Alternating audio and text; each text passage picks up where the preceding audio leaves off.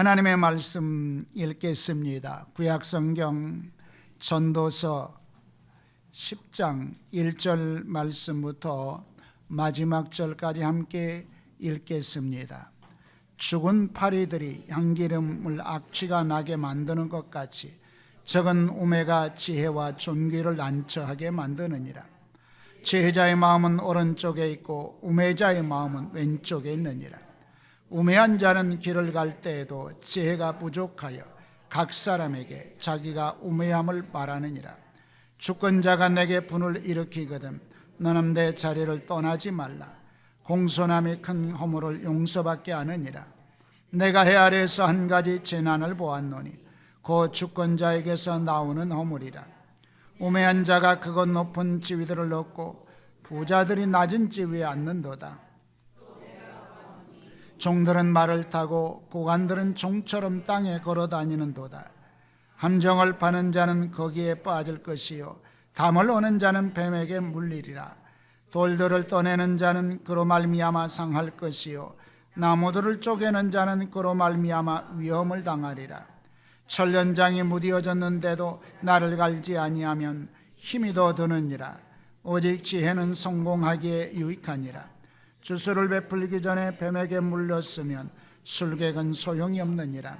지혜자의 입의 말들은 은혜로우나 우매자의 입술들은 자기를 삼키나니 그의 입의 말들의 시작은 우매요 그의 입의 결말들은 심히 미친 것이니라.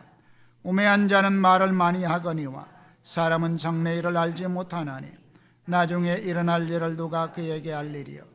우매한 자들의 수고는 뿐이라. 그들은 성읍에 들어갈 줄도 알지 못하느니라. 왕은 어리고 대신들은 아침부터 잔치하는 나라요 왕은 귀족들의 아들이요 대신들은 취하지 아니하고 기력을 버리고 정한 때에 먹는 나라여 내게 복이 있도다. 게으른즉 석가래가 내려앉고 손을 놓은즉 집이 새느니라. 잔치는 일학을 위하여 베푸는 것이요 포도주는 생명을 기쁘게 하는 것이나 돈은 몸사에 이용되느니라. 심중에라도 왕을 저주하지 말며 침실에라도 부자를 저주하지 말라. 공중의 새가 그 소리를 전하고 날짐승이 그 일을 전파할 것임이니라. 아멘. 앞뒤좌우로 인사하겠습니다. 나로 인하여 당신이 큰 복을 받기 원합니다.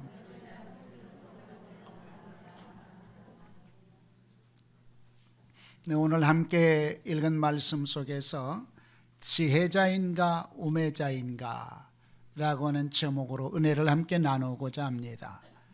먼저 여러분들에게 질문을 드리겠습니다. 여러분들의 삶은 지혜자의 삶입니까? 우매자의 삶입니까? 그것을 대답하기가 곤란합니다 라고 말할 것입니다. 그러면 이런 사람은 지혜자인가 우매자인가 판단해 보시기 바랍니다. 서울의 한 집사님이 공부 잘하는 자녀를 두고 갈등하고 기도하고 있었습니다. 이 딸은 중학교, 고등학교 2학년 될 때까지 한 번도 전교 1등을 놓친 경험이 없습니다.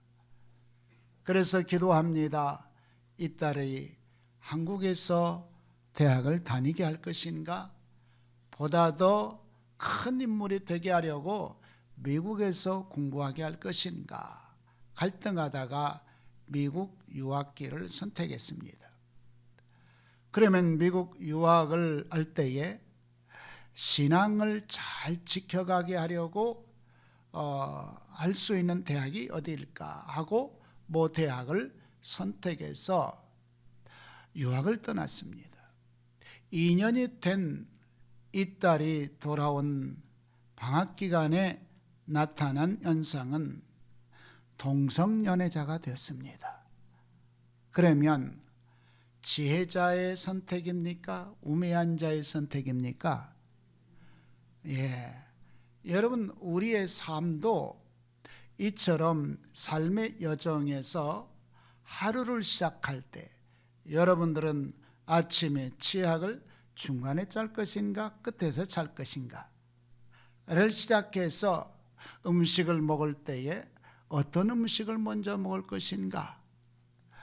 여러분, 국을 먼저 마실 것인가? 아니면 젓가락으로 먼저 음식을 먹을 것인가? 하루 생활의 모든 순간 선택의 여정이죠. 그런데 대부분의 사람들은 이런 선택의 기준을 어디에 두느냐? 대부분의 사람들은 주관적인 데 두죠. 말하자면 자신의 지식과 자신의 경험, 자신의 문화를 총합해서 합당한 선택의 기준을 갖고 있습니다. 그런데 여러분, 선택의 함정이라는 책에 의하면 사람들이 선택하는 이 모든 선택이 가장 객관적이라고 선택을 하지만 그럼에도 불구하고 선택에 실패합니다. 그렇다면 지혜자입니까? 우매한 자입니까? 역시 우매한 자임을 알 수 있죠. 그렇다면 여러분, 여러분의 선택이 일생을 살면서 실패하지 않는 선택, 즉 지혜 있는 자의 삶의 선택을 하려면 어떻게 해야 될까요? 오늘 전도자 솔로몬은 세상에는 두 종류의 사람들이 있다고 오늘 얘기하고 있어요. 하나는 지혜자, 하나는 우매한 자를 바라보면서 내리는 결론입니다.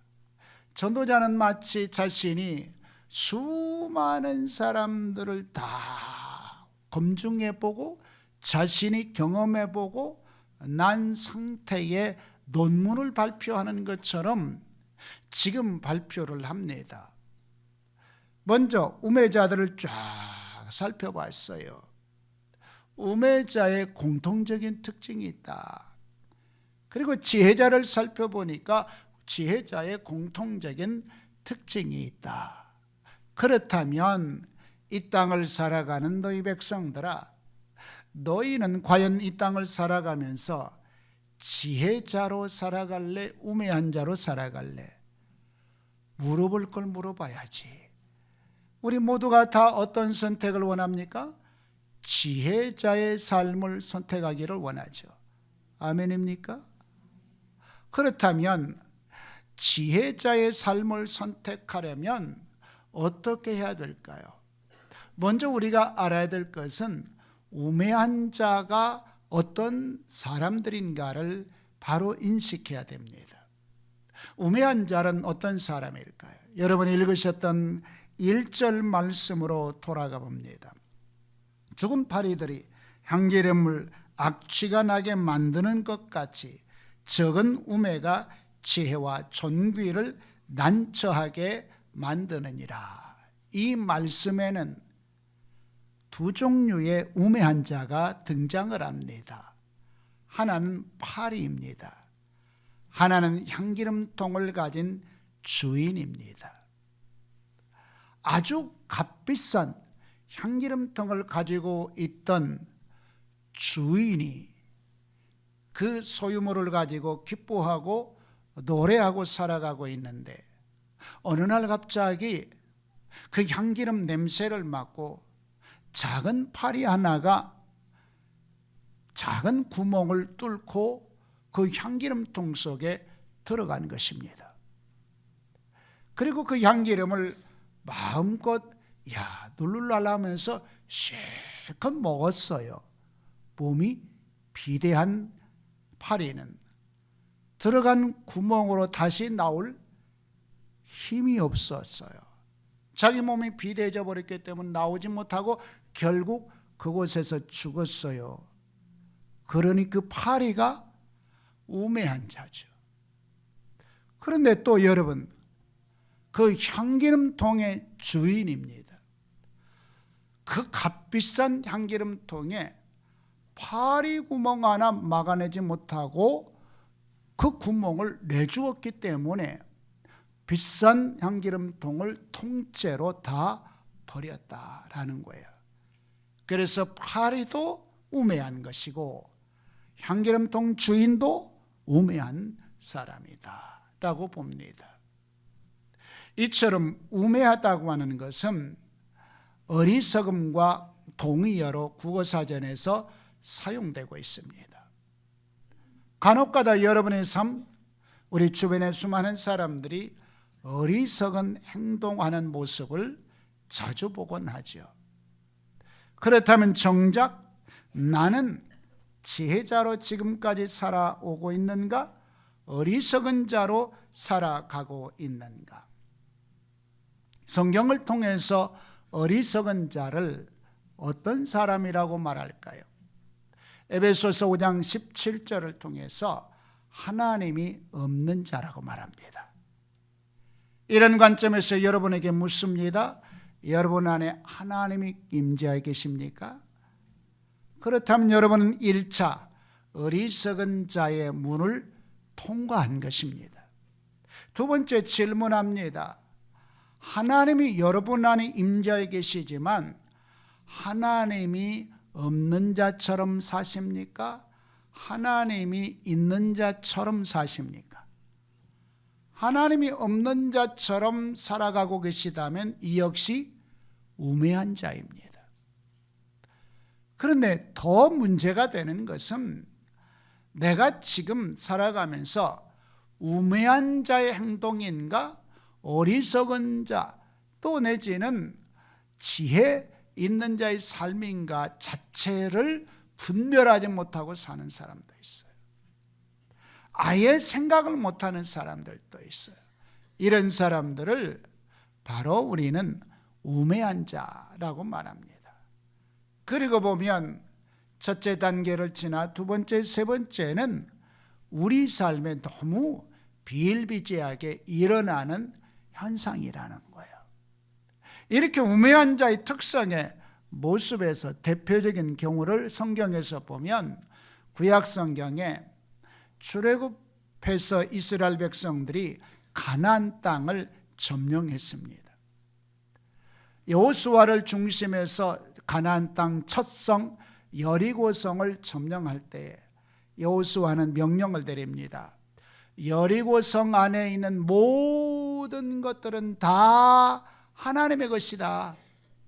하나라도 건드리면 저주받는다 라고 했어요. 그런데 이스라엘 백성들이 여리고성을 점령하는 과정에 아간이라고 하는 사람이 들어가서 보니까 견물생심이라, 반짝거리는 것, 그 외투 너무 아름다운 거예요. 보고 아무도 보이지 않는 상태에서 속에다 쏙 감추고 전혀 그렇지 않은 양 집에 와가지고 땅을 파고 감추어뒀어요. 아무도 본 사람이 없어요. 그래서 아무도 보지 못했지롱 하고 열심히 그 신명나게 지금 나 돈 벌었어, 나 한 건 했어 막 하면서 지금 신나고 있어요. 그런 가운데 이스라엘 백성들이 2차 아이성 전투를 시작했습니다.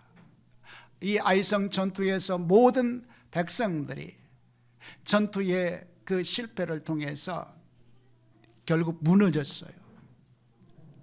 아이성 전투에서 이제 무너지면서 이스라엘 백성들이 탄식하고 있을 때 하나님 앞에 묻습니다. 하나님, 왜지요?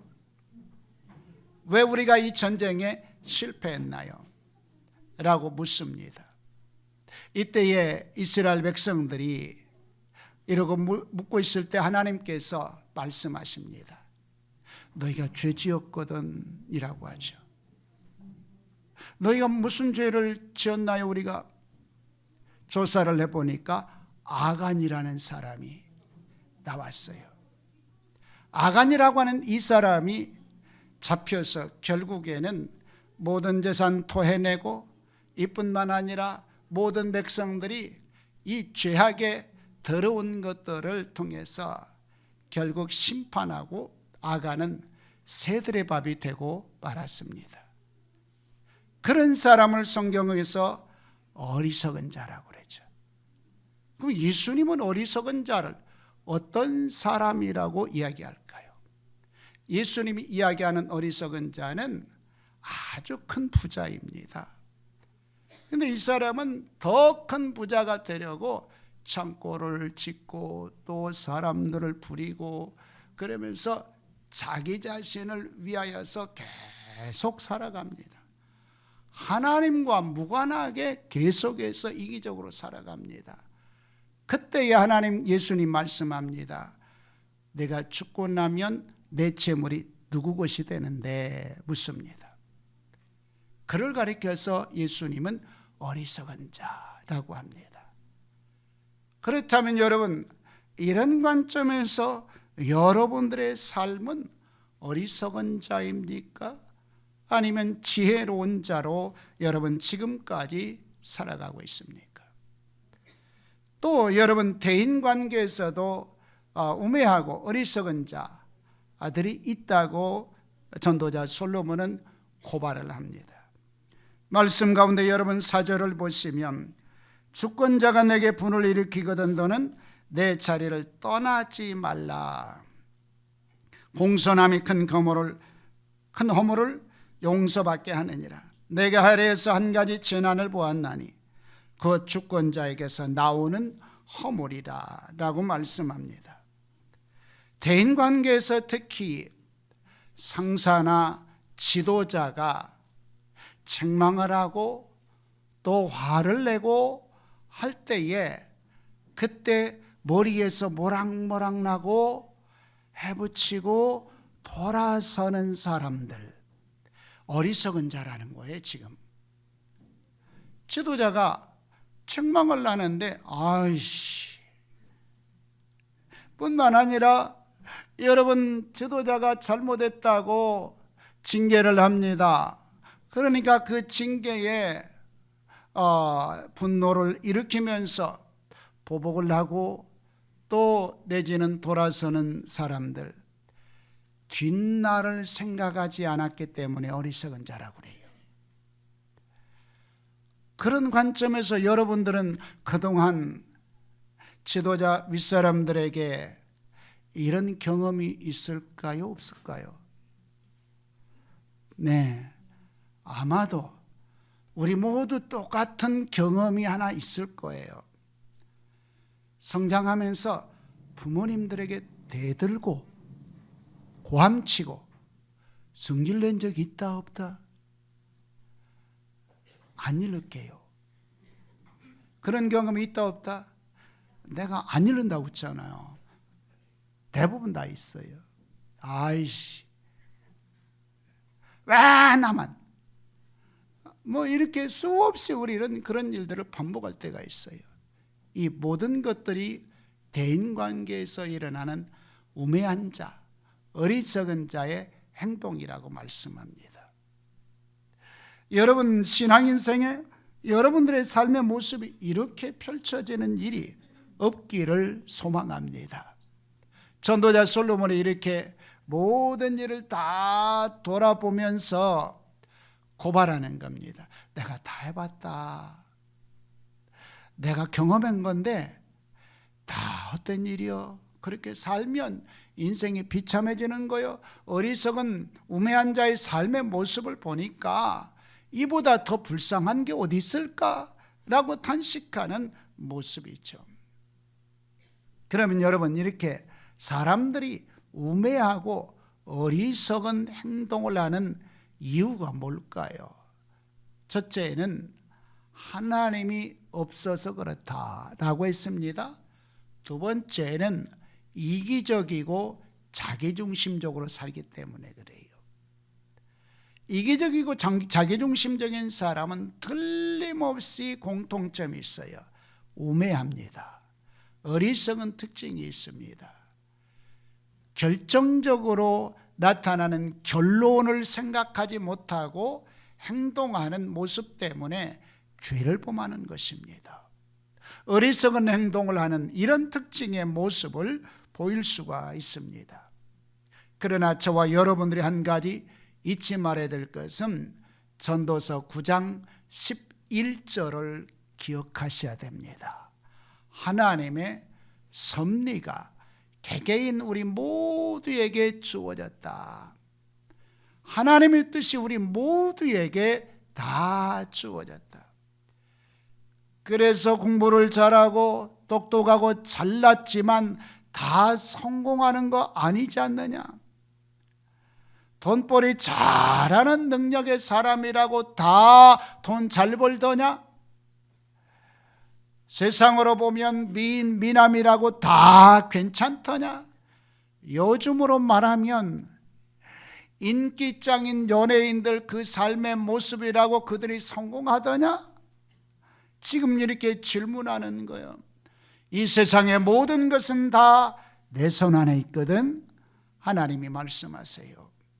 그렇다면 하나님의 손에 붙잡히지 아니하고 이기적이고 자기중심적인 삶을 살아가는 것, 이런 삶을 가리켜서 우매하고 어리석은 자의 삶이라고 말씀합니다.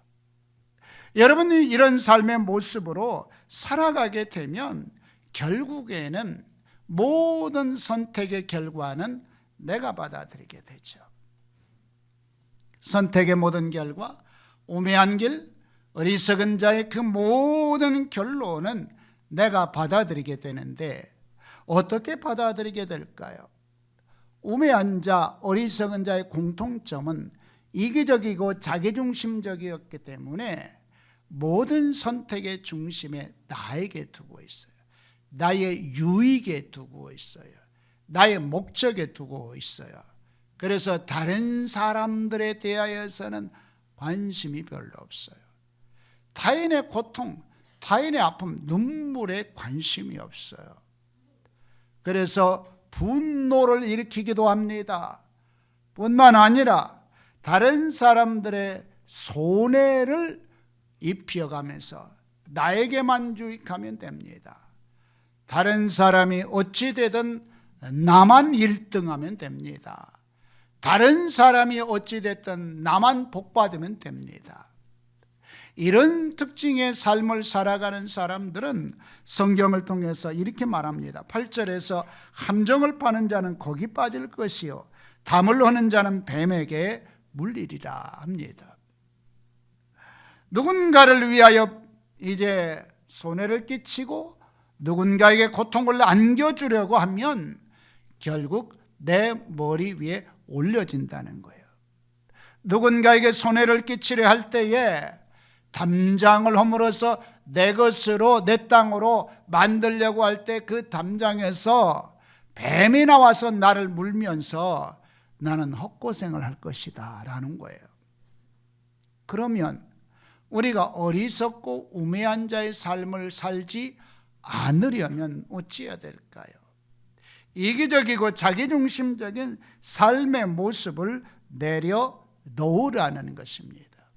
더불어서 우리가 이 땅을 살아가면서 우리의 언어 생활에도 또 우리는 우매한 자의 언어 생활을 하지 말라는 이야기입니다. 여러분이 읽으셨던 말씀 가운데 13절을 한번 보시기 바랍니다. 먼저 이 12절 보시면 우매자의 입술들은 자기를 삼키나니 13절 그 입의 말들의 시작은 우매요 그의 입의 결말들은 심히 뭐라고 합니까? 나는 이 말씀을 읽을 수가 없었어요. 무서워서. 꼭 솔로몬이 나에게 하는 말씀으로 여겨졌어요. 임영선 목사야, 너 지금까지 너 입으로 말하는 모든 것에 불평이 있었니 없었니? 원망이 있었니 없었니? 비판이 있었니 없었니? 판단이 있었니 없었니? 저 자신에게 물어보는 순간 아무것도 안 걸리는 게 없었어요. 그때의 전도자 솔로몬이 나에게 뭐라고 했느냐? 임영선 목사, 너 미친 것인데, 이 고발을 하는 음성이 들렸어요. 바로 여러분, 우리가 사용하는 입술의 언어가 우매하고 어리석은 언어가 너무 많아요. 어디에서부터? 가정에서부터. 직장, 여러분 사업장, 어디를 가든지 사회생활에서 우리의 언어가 얼마나 지저분할 때가 많아요. 또 여러분 일상적으로 불평은 아무런 죄가 안 되는 것인 것처럼 불평과 원망을 일삼을 때가 얼마나 많아요. 가정에서부터 시작되는 이 불평, 원망이 얼마나 무서운 줄 아십니까? 여러분이 잘 아시는 이스라엘 백성들이 모세를 통해서 출애굽하여 가데스 바네아에서 진치고 12명의 정탐꾼을 가나안 땅에 정탐하고 오라고 했어요. 10명의 보고는 불평으로 시작됩니다.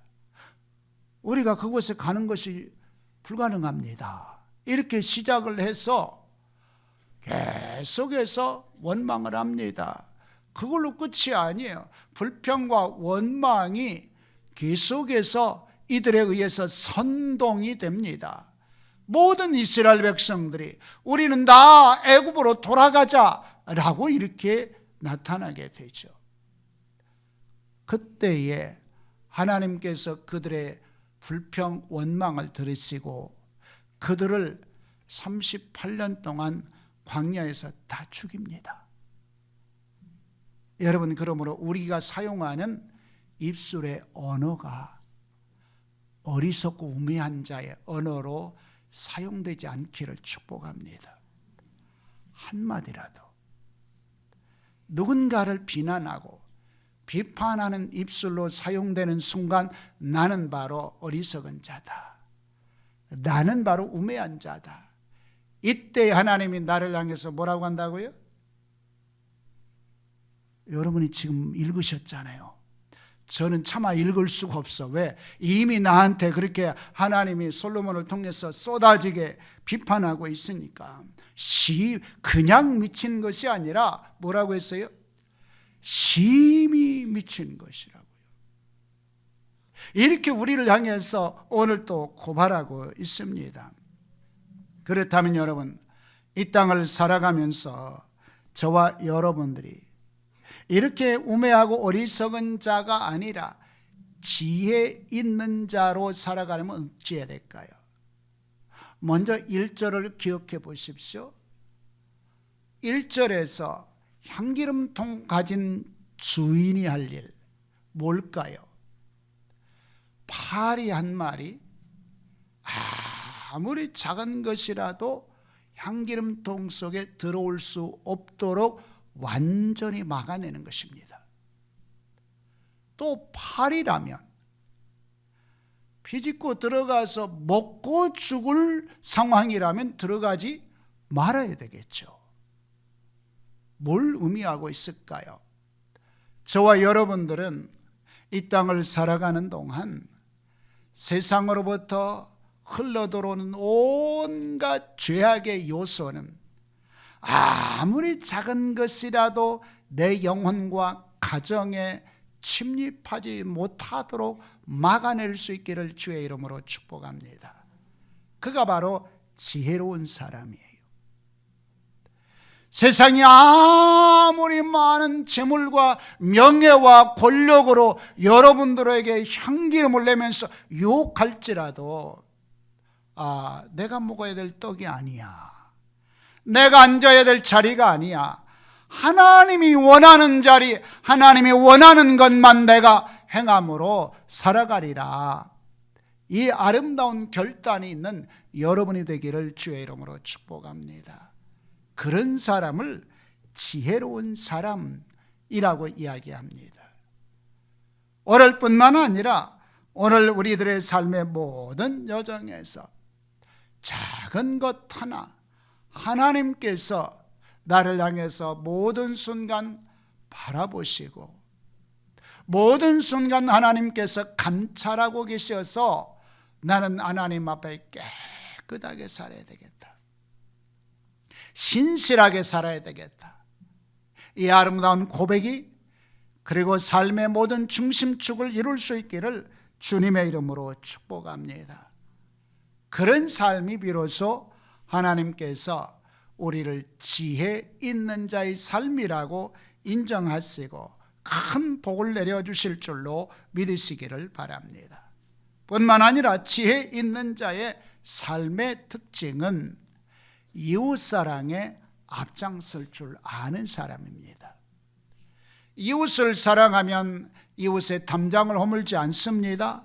이웃을 사랑하면 이웃에게 분노를 일으키지 않습니다. 이웃에게 손해를 끼치려 하지 않습니다. 이웃을 향해서 그가 높은 사람이든 낮은 사람이든 밀어내고 내가 높은 자리에 오르려 하지 않습니다. 내가 있어야 될 자리를 정확하게 분별하고 살아가는 사람들이죠. 그러므로 여러분, 이웃사랑에 앞장서시는 자가 진정으로 지혜로운 사람인 줄로 믿으시기를 바랍니다. 말씀을 정리해 봅니다. 저는 여러분들에게 소득에서 여러분은 지혜자인가 우매자인가 물었어요. 이런 관점에서 보면 여러분 뭐라고 여러분 스스로를 판단하셨습니까? 여러분의 가족은 뭐라고 판단했습니까? 제 경우를 보니까 지혜로운 삶보다는 어리석은 삶이 너무 많다는 것이었습니다. 그렇다면 여러분, 우리가 이런 삶을 청산하고 지혜로운 삶으로 돌아가려면 우리 모두 성령에 사로잡혀야 됩니다. 성령에 충만해야 됩니다. 이렇게 성령에 사로잡히고 성령에 충만하기 위해서 우리 교회는 바로 11월 20일부터 성령의 용광로 작전을 펼치죠. 이 일에 동참하면서 여러분 모두가 다 성령에 충만해지시기를 주의 이름으로 축복합니다. 그러면 우리 모두 우매자의 옷을 벗어버리고 지혜자의 옷을 새롭게 갈아입으면서 2024년을 위대하게 출발할 수 있으리라고 믿습니다. 그러므로 여러분, 오늘 지혜자로 살아가기 위해서 여러분들이 성령에 충만하기를 원하시면 다 같이 일어나셔서 결단하시며 하나님 앞에 나가기를 원합니다. 하나님, 내가 바로 이 시대에 지혜자로 살아가 승리할 수 있도록 인도해 주시고 내 가정도 우리 교회도 우리 나라와 민족도 하나님 한국교회도 이렇게 되기를 원합니다. 함께 결단하며 기도하겠습니다.